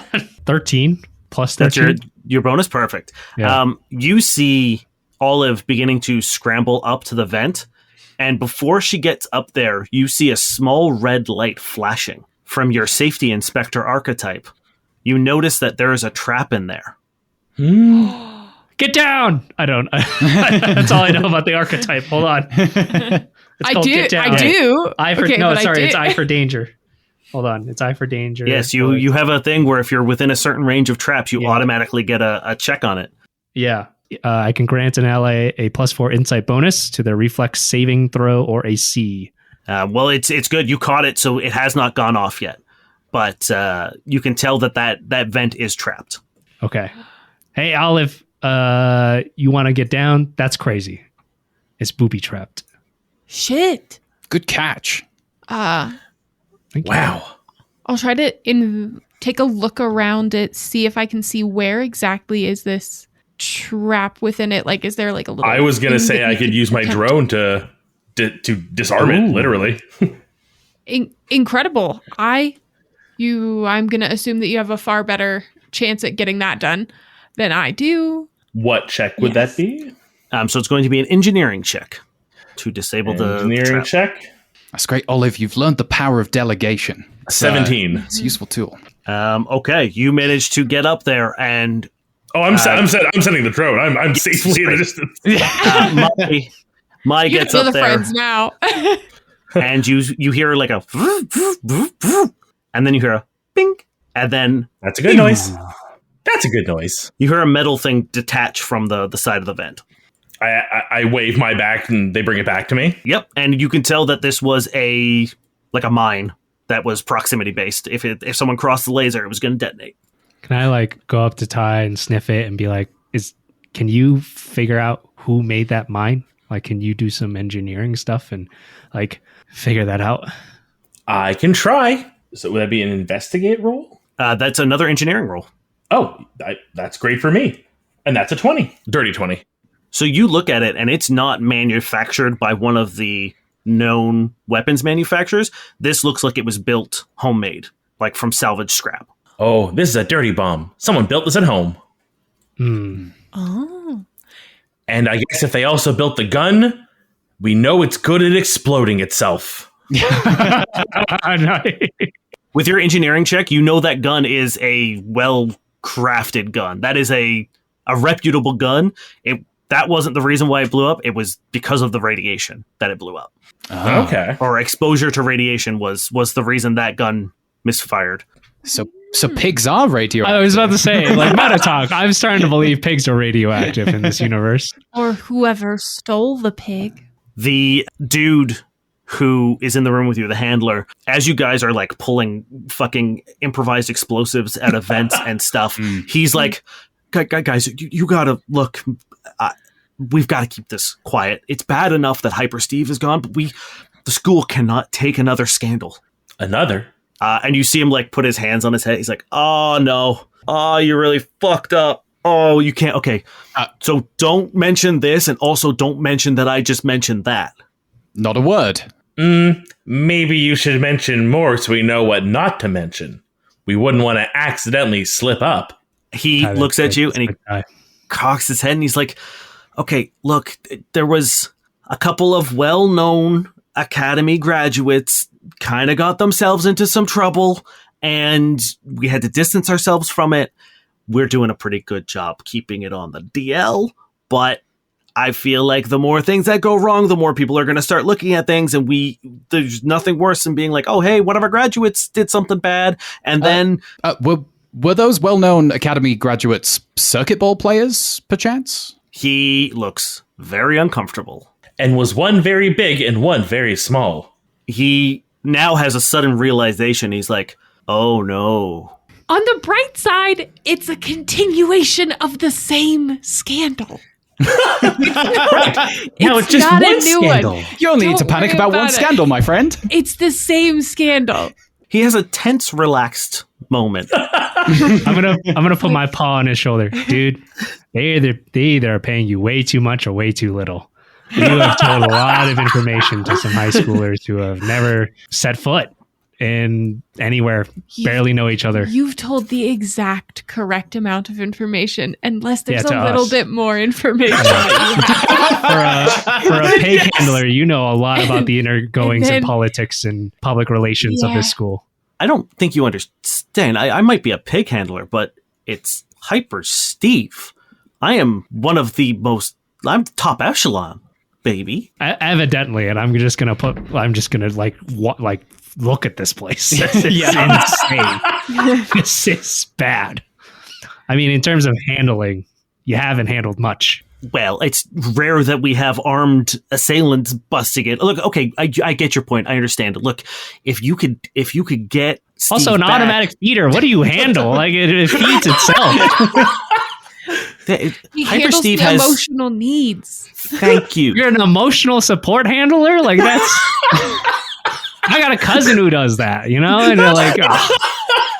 He crosses the arms. And he's like, "Well, I guess you don't want any more information then." We'd love the information. We The do. information would be fantastic. Thank you very much. We won't stop making fun of you in front of your face. He thinks about it for a second. He's like, "Good enough." He pulls out a data pad and pulls up a police report, and it reveals that, sure enough, 2 of the graduates, their names are Gavakia Shaylin and Yavin Dorn, former cadets, graduates, and former Circuit Ball Blitzwolves players, were caught trying to steal a radioactive core from a power plant on Euceron. They did it poorly. It malfunctioned and blew up and killed a bunch of people, but they were able to escape. And it seems like they may be here for Hyper Steve for some reason. That explains the radiation. They're idiots. I just don't know how our circuit ball players can betray us like this. They're such bastions of our society. I mean, I can. The way they advertise them and televise them and still tell them that they're students, like you want a little bit extra, you know? Yeah, I suppose tough. it's not a perfect system, is it? Yeah, you think they're paid millions and live this lavish lifestyle, but Doesn't your dad like own half of it? shh, shut up. Over the intercom system, you hear like, Boo, boo, boo. Attention, students. We apologize for the confusion and events prior, but we will be going ahead with the freshman circuit ball game. Please make your way to the circuit ball arena. We are still looking for Hyper Steve, but there's no reason to break tradition and not have our freshman game. Before we leave, I'm just going to ask, Pig Handle Man, do you have access to the camera? He nods and he says, yes, I do. And he types on his data pad and he shows you, and it plays out exactly as he said. There's a large cloaked man who comes in and waves a gun in his face, but the other figure is completely obscured. It's like blurred and shaky and glitchy, and you can't make out who they are, but you can tell it's a smaller person. And they're at the computer doing something, and then the gun explodes. He punches the dude, and then they run, and the smaller one seems to go out through the vent. Okay, so they split up. Yes. Okay. Well, Handler, you took that hit like a champ, I've got to say. Fantastic form there. Does our crew need a bodyguard that can take a hit really easily for us? Like I said, I think he gets paid way too much or way too little. I don't. We have an intern program that we just started. This guy's like 27. Do you want to be an intern? He's like, guys, again, I'm like top echelon. I don't know, I'm not. But you can start seeing in the hallway, students are now filing through, making their way to the arena. Well, you heard the PA system. Yep, we should always do what authority says. Yeah. No stopping 14-year-olds from playing ball. As you guys get out into the hallway, you see a janitor pushing a big cart. He's got a baseball hat pulled down around his face. Give me some perception checks. Okay. You guys want to make him an intern too? I got a 12. That there is a janitor. Yeah, I got an 11. I got a 26. That there is our next intern. 22. Okay. Olive and Kellen, as this janitor is passing you, you can see that his right hand severely burned, and you see ripples of green radiation poisoning. This is our fucking guy. Hold on. Is that big one or little one? It's a big dude. Okay. He looks down at you, and the second you say that, he fucking bolts, and he's pushing that big janitor cart, and he's barreling down. Kick the cart! Kick the cart, Olive! Olive, kick it! Kick the cart! Kick the cart. Can I try to kick the cart? I would love for you to try to kick the cart. Full circle. Why'd you drop the dice like that? Give us some oomph. I don't know. I was just too confident. Dirty one. Oh my god, she rolled a 2. You try to use your like little robotic tendril things to grab the wheels and just kind of like halt it like those locks on a grocery cart when you try to take them outside the limits, and instead your little tendril hits the actual axle and begins getting wrapped in the wheel, and you end up face planting into the ground and getting your little tendrils rolled over, and you're going to take 6 points of damage. Our first damage of the game. No. Oh, yeah. And I know that the health works a little bit different. Is that straight to health or is that to... Stamina first. Gotcha. Which is SP? Yes. Ah, cool. You see Olive get yanked right off her feet and slam into the ground hard as he begins booking it through and like weaving through the students.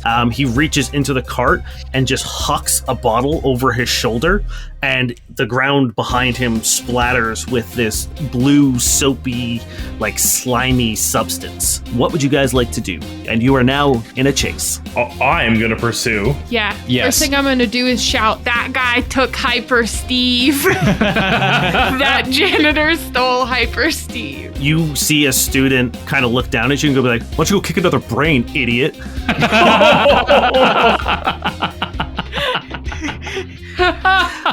And no one listens kick you to in the brain, idiot. Okay, we'll work on your comebacks, okay? Ty, like literally penguin style belly sliding by on the slipperiness, just gives a thumbs up, like, that was a good one. All right, give me an acrobatics check. A for effort. I love that you found a way to do the penguin belly slide. I saw it a mile. I was like, yes. But a 7. You run and go for like a Wet and Wild, like slip and slide dive. Jesus Christ. But this isn't a gooey, slidey substance. It's an adhesive. And you land right on your belly and you just hit a hard stop as if you tried to hit a slip and slide that has not been wet yet. Just and just quietly, my insides. Ty. Oh, no. You take 1 point of damage. Snorky sees that and is not going to attempt to chase. The guy looks behind you and he gives you the finger as he turns the corner and disappears. Wait, the radioactive finger? It's the radioactive finger. It doesn't look good, but it's still insulting. Dude. Literal insult to injury. He called us number one and totally pwned us, dude. Yes. Absolutely wrecked. You guys still are in a chase. You're just not doing well. I didn't know we're still in a chase. So Kellen has nanites, which I don't understand a ton of, but you said, like, can we do cool shit? So Absolutely. I've got, hold on, where is it? I've got cloud array nanites. Okay. So, and this is not what they do, but one of the things I have is like malignant mist, which means like anyone who gets in it gets damaged. Yeah. So can I have these nanites eat, damage, clean up the adhesive in some way, shape, or form? Absolutely. Yes. Ooh. You expel. How do your nanites like come out of you? Oh, like a fart, like a terrible nervous fart, because it's mist. It's like a cloud. It's dense. There's a line that says you can make it really dense, and I'm not intentionally saying make it dense, but it comes out dense. Like I didn't poop, but every kid in school thinks I pooted myself for sure. Your nanites emerge out of you in this like thick swarm that don't like hover. God. They just like hit the ground and begin moving forward, and all of just like give me like almost like someone has fast forward like ants eating something. Yeah. And it just gets gobbled up, completely clearing the way. Snorky, what would you like to do? Am I within 60 feet of him, even if he's around a corner? Sure. Okay. Then I would like to attempt the spectacle feature to try and distract him with a bluff check. I love it. But it also says at 6th level I can do something else, and I realize we are 6th level, so I'm just going to read that very fast. Yeah. Oh, no, that's multiple targets. We're not doing multiple targets. No. So I would like to cause like a huge distraction to try and get his attention back. So I suppose realistically within that it would be like, hey, you've left all of the evidence at the scene of the crime. You are already implicated.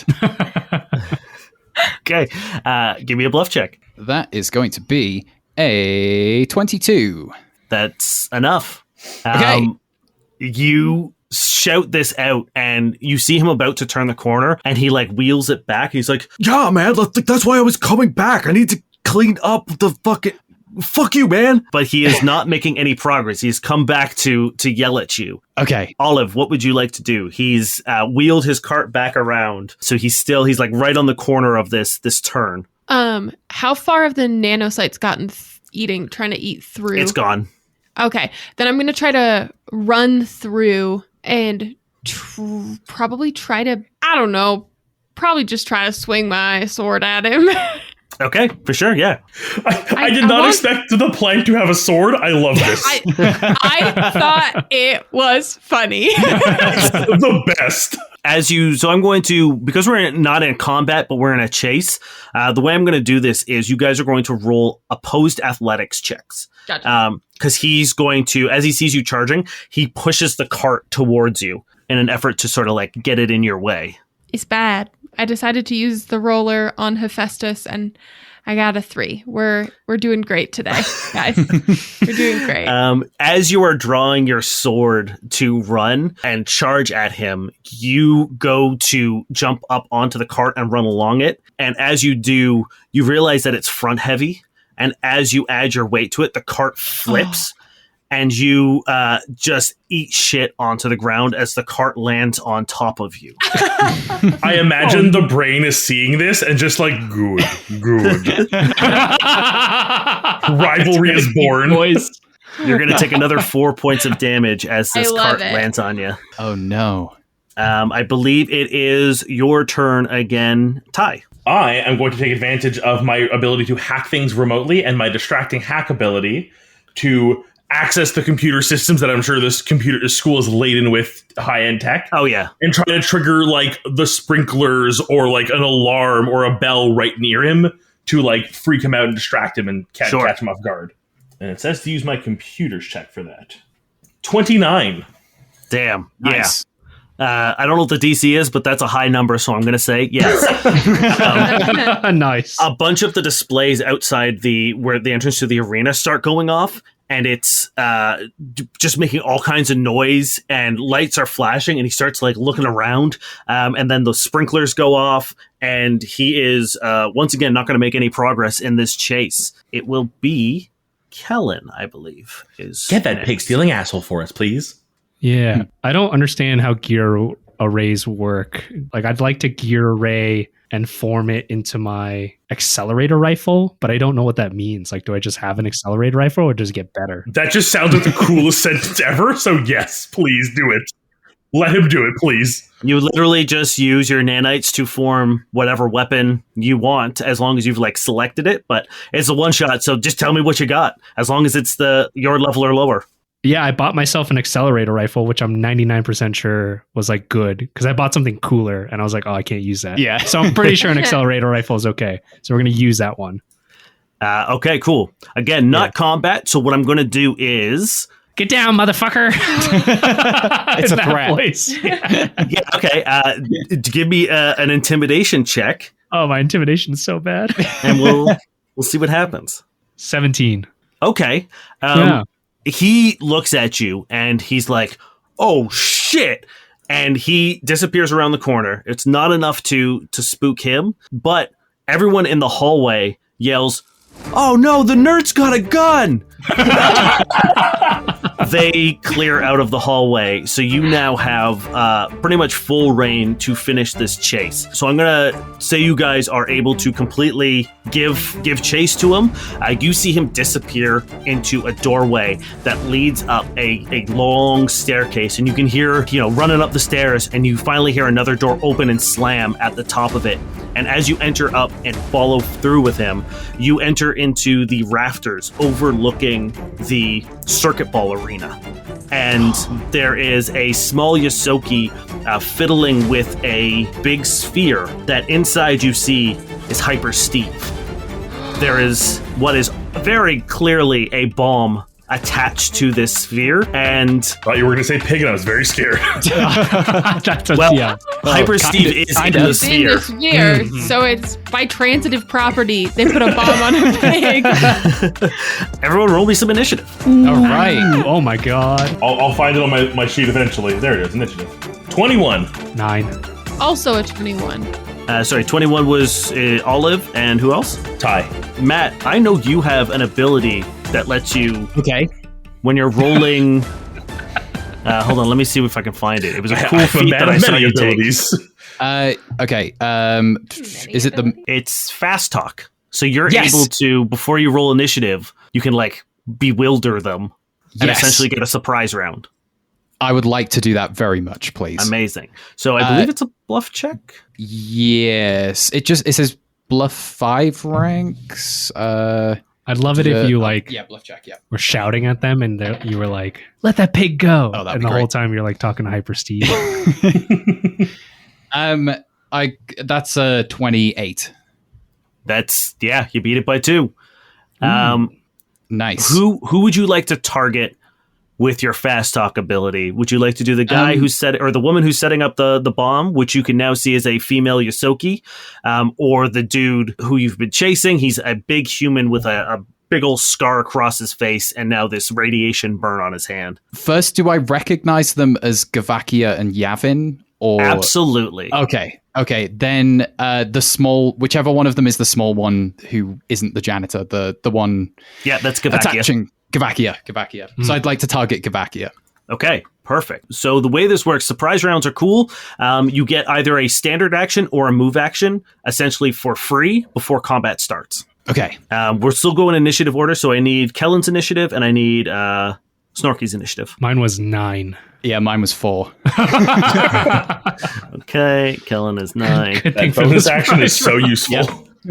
What do you say to throw Gavakia, who's currently setting up a bomb on Hyper Steve? What do you say that puts her pause? It gives you a surprise round. Well, Gavakia, I'm sure you're not used to playing with, I was going to say playing with these kinds of balls, but that I mean in the sense of circuit ball.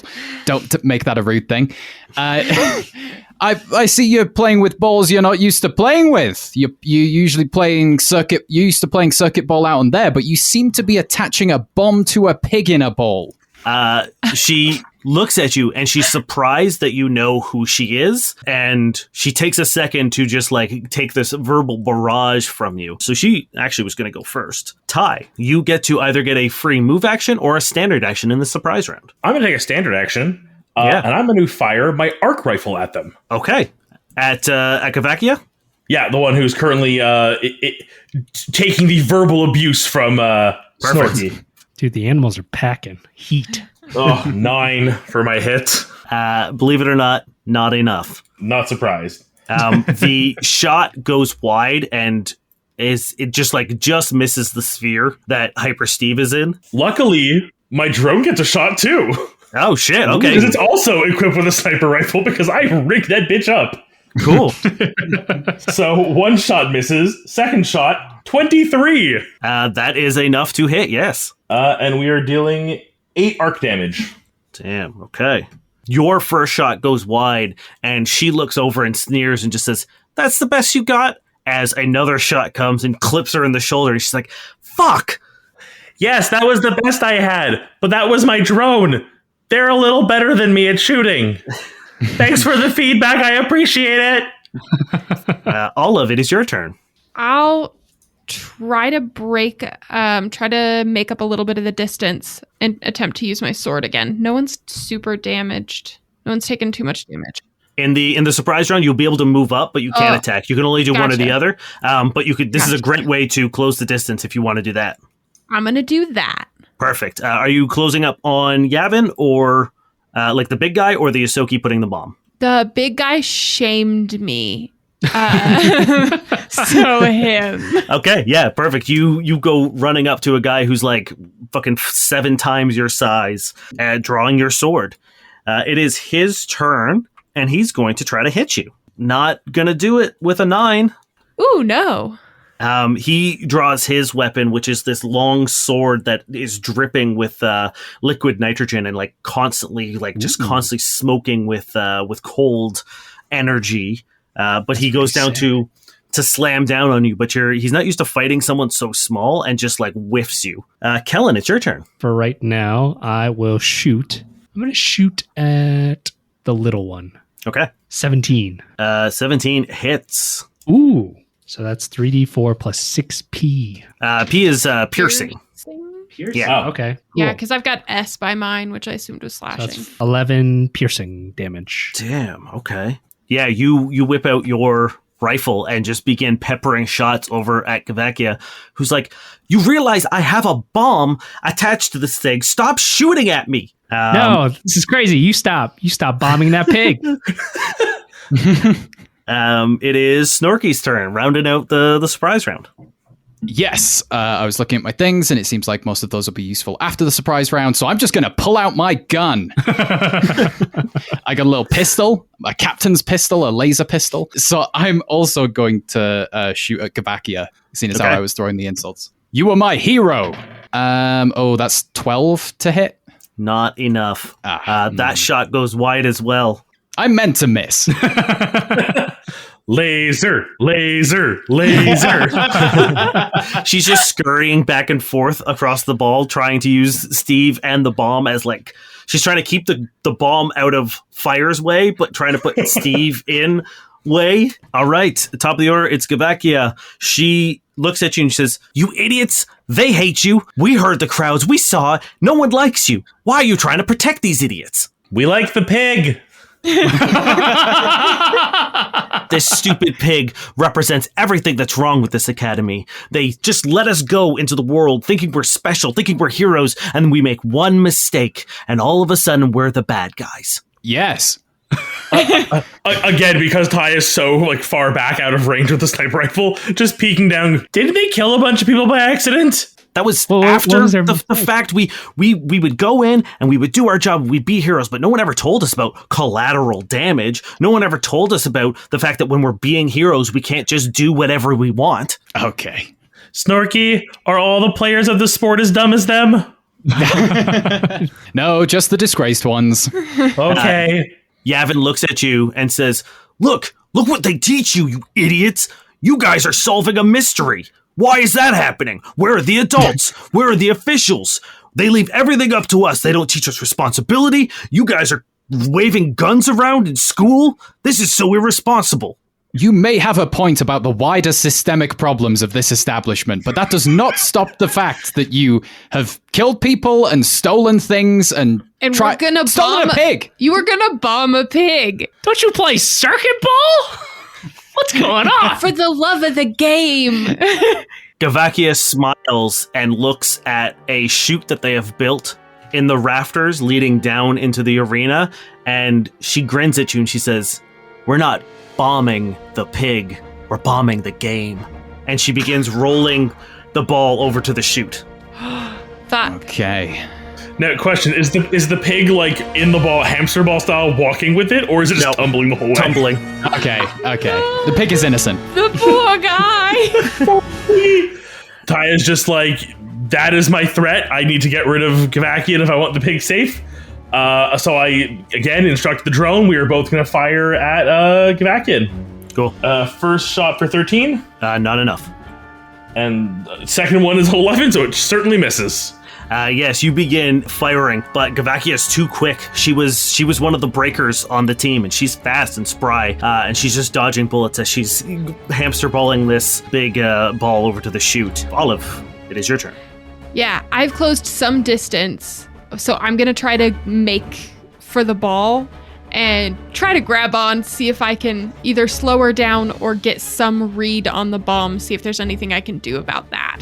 Okay, so we are going to do an opposed athletics check to see which one of you can get some momentum behind this ball. 8. Why do I keep doing athletics? I'm just closest. I've got good news for you. She rolled a nat 1. Whoa, So nice. you go and once again you put your hands on the ball, but and you trip as it goes, but it pulls you up and over the ball so that when it keeps rolling, it hits you and stops. And she's trying to like steamroll it over you, but she can't. She doesn't have the force to get it up and over you.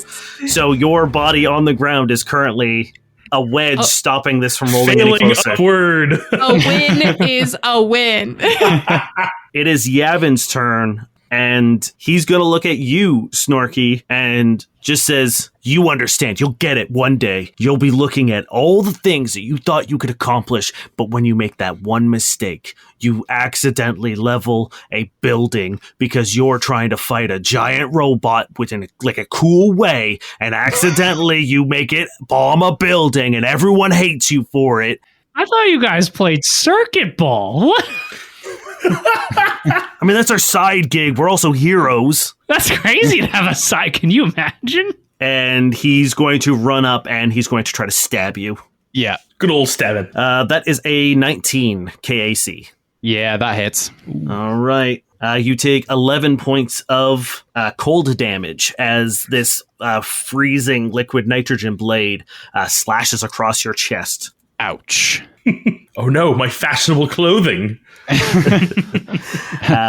It is Kellen's turn. In Starfinder, is it like action, move, reaction, that kind of, is it the Yep. same thing as D&D? Okay, cool. So I'm going to use my action then to give Olive the aid another action. And I Okay. guess with cooperative, I don't know if it's usually +1 or what, but with cooperative, it says a +2 bonus for skill checks, Okay. Yes. which I don't know if that's what you gave me before, but yeah. Yeah. So I'm going to give you a +2. So whatever you do next with the ball, you get a +2. Oh, I Nice. got plans. Yeah.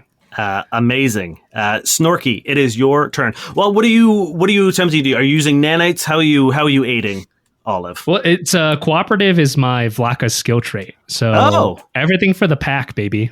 Nice. Okay, cool. Yeah. Then Just your presence bolsters my resolve. Yeah, man. Yeah. Just pack mentality, you know? Snorky, it's your turn. Yeah, Snorky's going to look down at his fresh wound and think about healing himself, but then also look at the friends that he's now made around him and see that Olive is currently in the most struggle with things. So I'm going to use Inspiring Boost to increase Olive's stamina. Ty, if you don't do something to help Olive, I'm like looking through my skills. I'm like, I have nothing to help. I feel like such a shitty friend. you better support her morally. I swear to God, you're going to get interned in a second. So it's like twice my envoy level, so 12 plus my charisma modifier, which is probably massive when I built this character. So 16. But then also, if you're lower than that, if you've lost more than that, at level 6 I can add another 6. So 24. I think you're going to get me all the way Okay, cool. Nice. back up. Fight the good fight, Olive. I will. Gavakia's turn, and she's going to try to run you over with this. God damn it. I think it's a great roll, guys. Another athletics check to see how she did not roll well. She's got a good athletics bonus, but being an athlete and all. Oh my God. I rolled a 19, but I have a -1, so it's an 18.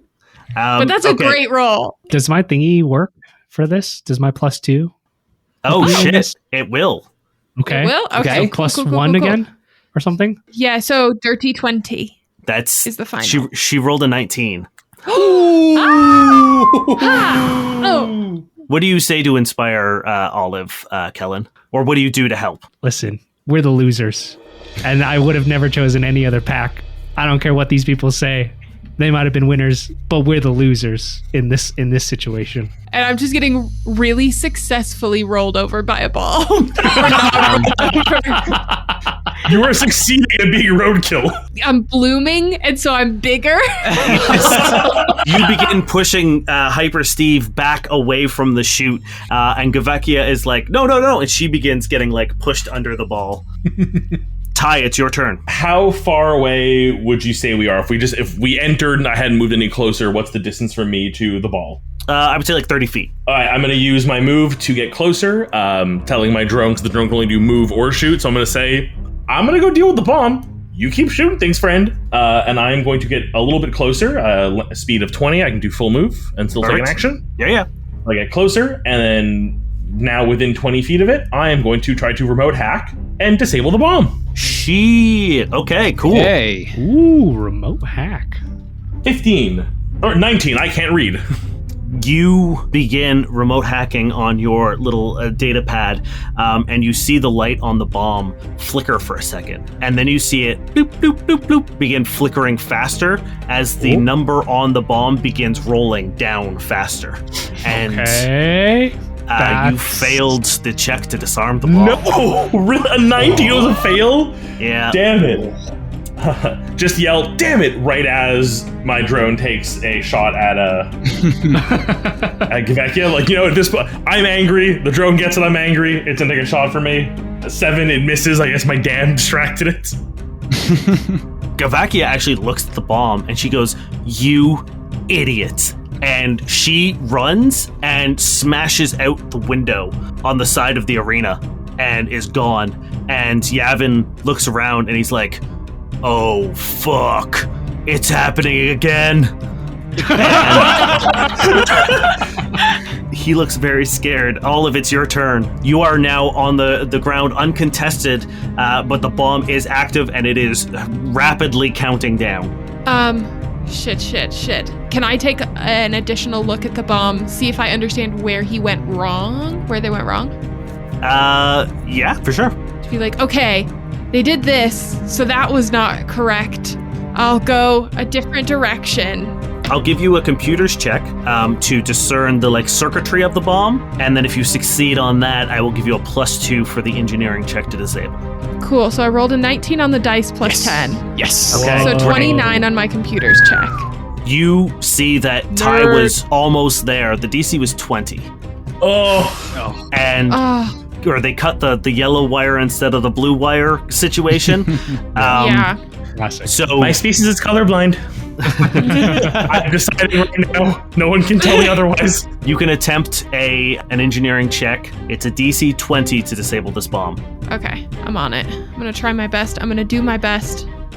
That's all I can do. I rolled a fucking 2. I saw it too. So it's gonna be a great 12. I'm assuming your pack tactics doesn't It go doesn't for say very that long. it goes forever. Yeah, Okay, so I'm I'm gonna guess that assuming it one round. requires an action. It's And also the like a plus 2 8. doesn't do anything.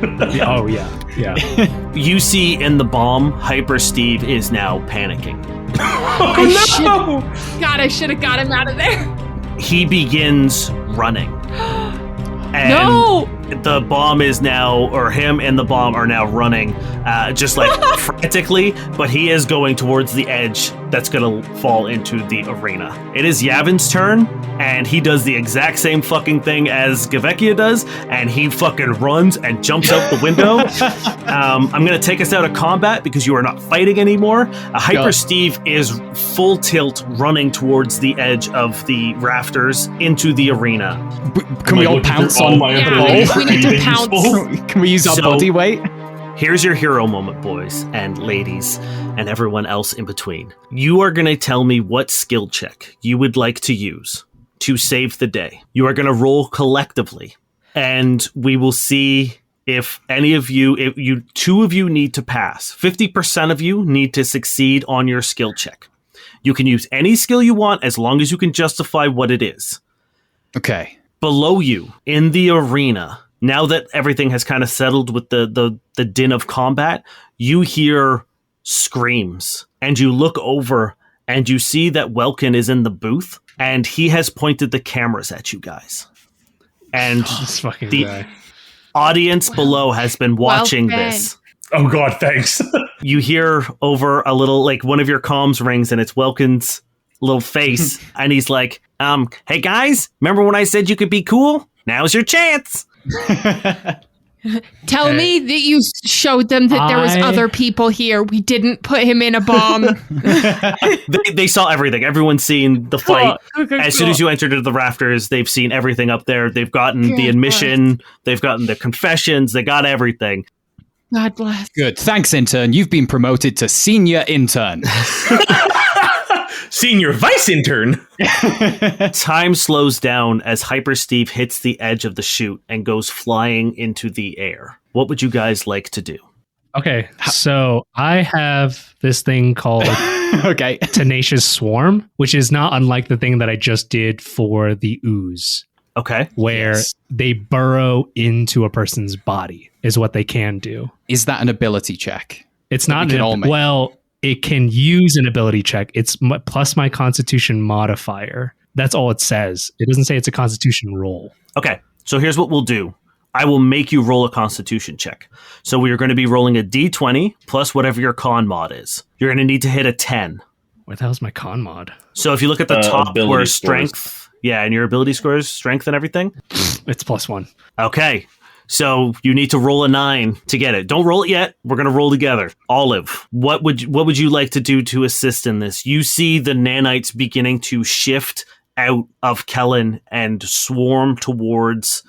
I'm assuming you're trying to eat the bomb? Either eat the bomb or... Because I can control the density of a cloud. It doesn't say that I can, like, choose the shape of a cloud. I was going to, like, lift it up. But I can choose the density of a cloud. So if I can surround a cloud around the bomb and then harden the density to the point where the explosion basically reflects off of 1 million nanites, which reflects upon itself, thus like Okay. quarters the radius of the explosion into the area of this mist. Okay. You see the swarm of nanites begin to attempt to encompass this bomb. Olive, how are you helping? Cooperative works both ways. If I assist you, you get +2. If you assist me, I also get +2. I'm going to aid. Okay. What does this look like? How are you doing this? I'm going to try to use my arms to orient the bomb in a way where he has better access to it. Okay. So try to roll the ball a little bit. All right. I'm going to say this is a life science check. I think this is you pushing your physical abilities out So I will say you'll have to do a life science check. What is your modifier on that? I want to make sure you can hit this. Oh, my life science. Any of the sciences is Plus 10. plus 12. All right, then I'm setting the DC at 20. 25. Oh, thank God. Okay. Snorky, how are you helping? Did you say that it's Hyper Steve who is like panicking and rolling? Yes. Like towards yeah, the chute? I'm killing Steve. I think No, there's no way I can save him. So Hyper Steve is now, like, think of this in slow motion. You're all watching Hyper Steve clip the edge of the chute, and he's now launching up into the rafters. The lights silhouetting him. You see Olive has managed to extend her tendrils to grab onto the ball, but it's still going. Kellen is, like, vibrating with nanites as they're rushing out. What would you like to do? So, hear me out. Is there any chance I can attempt to lie to Hyper Steve in midair and say that I have... No, but I've got delicious slops and turnips this way. Slops and turnips. Yeah, that's what pigs like. He has an automatic feeder. Pigs like slops and turnips, okay? They love That's them. what I know. We never said what was coming out of the automatic feeder. To try and get him in any way possible, Hyper Steve to like push his motion back this way. I love it. Yeah. I'm about trying to ask if I can use my big plus 15 to bluff. Absolutely. Now, this is a harder check because you're trying to communicate something to a panicked animal that doesn't share a language. I'm going to set it at 25. That is fair. That is more than fair. All right, finally. Ty, how are you helping? Ty is jumping up onto the drone using my my specialization as a flight mechanic to pilot it to try to go and literally just knock the bomb off the ball. I want that bomb as high and out of the way as possible and not attached to a pig. Okay. I think this is there a fly skill? There isn't, right? Is there a pilot no, it's skill? my profession as a flight mechanic. Oh, okay, perfect. So Then you'll be 10. Then you'll be using that. It is a DC 20. So a 50-50 shot. Everyone who hasn't rolled, we know Olive has it. She's holding on to dear life. Two tendrils are holding on to the edge of the rafters. Another two are holding on to the ball. Kellen, what did you get? Hold on. I want to be holding it up like a spear bomb, and it's like it's a cloud mist, so it's a sphere. Oh, fucking I got 9 on the dice roll. What does that mean? I got a +2 or something? I don't know. Yeah, +2, or no, it's a +1 because your Constitution is 1, right? My Constitution is +1, and then someone was aiding me, so I get a +2, maybe. So +3. You're good. You needed to hit a 10. I only needed to hit a 10. Okay, you hit Jesus it. Yeah, Christ. ability scores are easier because the numbers are lower. So you do it perfectly. You send out your swarm of nanites. Usually they are discomforting, but you feel a connection with them. They make sense to you for the first time in your adolescence, and you can feel them like your mind is linked with them, and they are going. Snorky. Okay, no one is going to believe this because it's the third time it's happened and I love roll 3, but I got another nat 20 on this roll. Dude. I think you 3D printed this dice well. There's a weight. That's 35. You see, as you're calling out to him, Hyper Steve turns and you lock eyes with him. You realize that you don't need words. He knows what you're saying. He knows you're trying to help, and you see him activate his jetpack in the bomb. Yes. And he begins launching upwards, trying to change the trajectory of his fall. Yes. Final roll. 23. Wow. So I said 20, right? You said 20 was the goal? 23? You dive bomb. Steve is launching up. You're diving down. You smack the bomb off it just in time to be enveloped by Kellen's nanites. You burst out the other side of the nanite swarm, and you hear a deafening boom, and the nanites expand and contract, and then all begin to form back into Kellen. Olive, you feel Hyper Steve flying towards you into your tendrilled arms in an embrace, and you're able to set it to the side. Below you, you hear the cheers of your classmates, and they begin chanting, "Lasers, lasers, lasers." I'm going to be up there with my hands still up, my eyes closed, and be like, guys, we're fucking cool. I knew my peers respected me. Welkin, you hear over the intercom say, I told you guys I'd make you cool. Fuck Welkin. We're firing Welkin. He's not allowed at the table anymore. But then we see a monitor watching this all play out, and it slowly zooms out as a brain on a rock watches and says, I'll get you next time. Oh.